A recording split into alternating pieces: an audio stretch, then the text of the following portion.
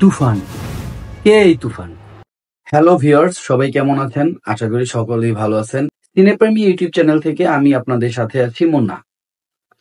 Viewers, তুফান এই যে একটি ক্যারেক্টার অথবা একটি চরিত্র, এই চরিত্রটা কি সত্যি সত্যি কাল্পনিক নাকি কোনো কাকতালীয় মিল আছে? হ্যাঁ ভিউয়ার্স, আজকে কথা বলতে চলেছি তুফান ক্যারেক্টার নিয়ে বাস্তবের কোনো মিল আছে কি নাই। ভিউয়ার্স, আপনারা তুফান মুভি যারা যারা দেখেছেন তারা অবশ্যই জানবেন যে এটা একটা গ্যাংস্টার ধাঁচের মুভি। এই মুভিতে যেটা বোঝানো হয়েছে এর অধিকাংশ ছিল হলো পলিটিক্স অ্যান্ড আন্ডারওয়ার্ল্ড। এর মধ্যে আপনার একটি বিষয় কিন্তু জড়িত, সেটা হচ্ছে আমাদের ফিল্ম ইন্ডাস্ট্রি। ভিউয়ার্স, এই যে তুফান, এই চরিত্রটি কার হতে পারে? লাইক আমার কাছে যেটা মনে হয় আমি সেটা বলতেছি, যদি কাকতালীয় ভাবে কোনোভাবে মিল পাওয়া যায় সেক্ষেত্রে আমাকে দোষারোপ করবেন না, এর জন্য ক্ষমার প্রার্থী। কিন্তু ৯০ দশকে আমাদের দেশে কয়েকজন আন্ডারওয়ার্ল্ডের ডন ছিলেন অথবা মাফিয়া ছিলেন। এদের মধ্যে উল্লেখযোগ্য ছিলেন ঢাকা সিটির মধ্যে খুবই আলোড়ন সৃষ্টিকারী একজন ব্যক্তিত্ব, তার নাম হচ্ছে আজিজ মোহাম্মদ ভাই। আমার কিন্তু অনেকটা তার সাথে কাকতালীয় ভাবে স্কিপ মিলে যাওয়ার মতো মনে হচ্ছে। কেন মনে হচ্ছে একটু শুনবেন প্লিজ। ভিউয়ার্স, ৯০ দশকে নতুন মুখের সন্ধানে একটা অনুষ্ঠান বা একটা প্ল্যাটফর্ম বাংলাদেশে ছিল। এটা হচ্ছে আপনার এফডিসির মাধ্যমে নতুন মুখের সন্ধানে নায়ক নায়িকা বাছাই করা হতো। সে সময় আমাদের জনপ্রিয় অনেক অভিনেতা অভিনেত্রীরা এই অনুষ্ঠানের মধ্য দিয়েই আমাদের কাছে মিডিয়া পাড়াতে পরিচিতি পায়।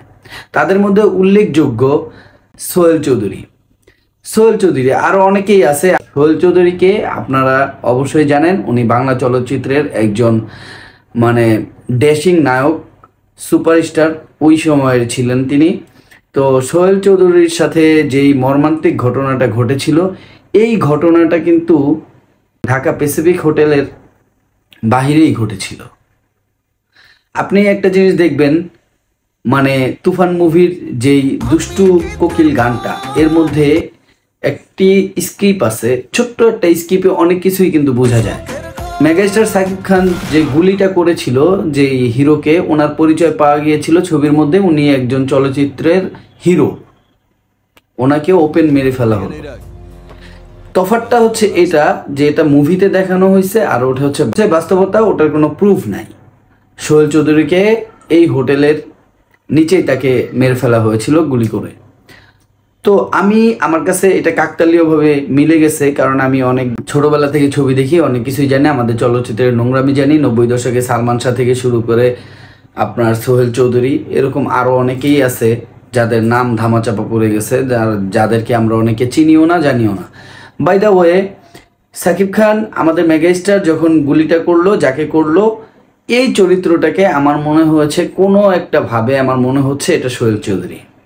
তো ভিউয়ার্স, প্রশ্ন আপনাদের উপরে ছেড়ে দিলাম, আসলে তুফান কে?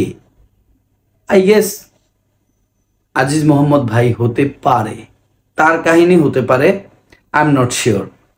ভিডিওটি ভালো লাগলে অবশ্যই লাইক কমেন্ট শেয়ার করবেন, আর নতুন নতুন ভিডিও পেতে আমার চ্যানেলটি সাবস্ক্রাইব করে রাখবেন।